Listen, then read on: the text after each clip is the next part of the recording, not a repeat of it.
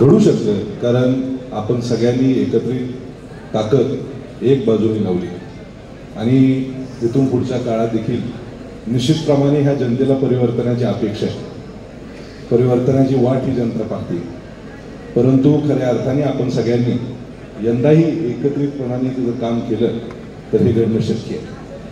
कारण आज माढ्यातली जनता ही केवळ कारखानदारी आणि कारखानदारीच्या आजूबाजूचा विकास आणि कारखानदारीच्या राजकारणाला कंटाळलेली आहे आणि खऱ्या अर्थाने आज आपल्या माढा तालुक्याला सर्वांगीण विकासाची गरज आहे. आज तालुक्यात फिरत असताना रस्त्यांची परिस्थिती आपण बघतोय, आरोग्याची परिस्थिती बघतोय. आज आपल्या तालुक्यामध्ये शिक्षणासाठी जर बघितलं तर अवघ्या 1-2 संस्था आहेत. मी परवा दिवशी पंढरपूर, माढा आणि माळशिरस या तिन्ही विभागाच्या जिल्हा परिषद शाळेचे विद्यार्थी किती आहेत मोजले तर पंढरपूरमध्ये जवळपास 20,000 विद्यार्थी जिल्हा परिषदच्या शाळेमध्ये शिकतात.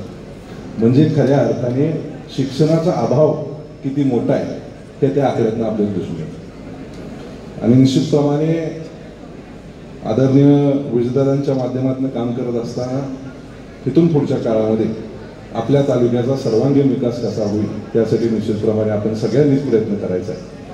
आपण जर पाहिलं तर आदरणीय रणजितदादांच्या माध्यमातून टेंभुर्णीचं बसस्थानक असेल, ते बसस्थानक देखील BOT तत्वावर विकसित करण्यात यावं त्यासाठी आदरणीय रणजितदादा आणि भैया प्रयत्न करत आहेत. त्याचबरोबर आदरणीय रणजितदादांच्या माध्यमातून माळशिरसचा नदीकाठ असेल, त्या माळशिरसच्या नदीकाठात आदरणीय रणजितदादांनी ह्यामार्फत जवळपास 190 कोटीचा रस्ता तिथं मंजूर केलेला आहे. आदरणीय दर्शन भैयांनी मागं उदय सामंत साहेबांना भेटले. आपल्या पंढरपूर तालुक्यातल्या मेंढापूर हे गाव असेल तिथे MIDC स्थापन करण्यासाठी देखील आदरणीय भैया रणजितदादा प्रयत्न करत आहेत. त्यामुळे निश्चितप्रमाणे इथून पुढच्या काळामध्ये गणेशदादा कुठलीही काळजी करण्याचे कारण नाही. पंढरपूर असेल, माळशिरस असेल, माढा असेल, सगळ्यांना समान न्याय देऊन काम करण्याची भूमिका ही निश्चितप्रमाणे आपण सगळ्यांनीच करायची.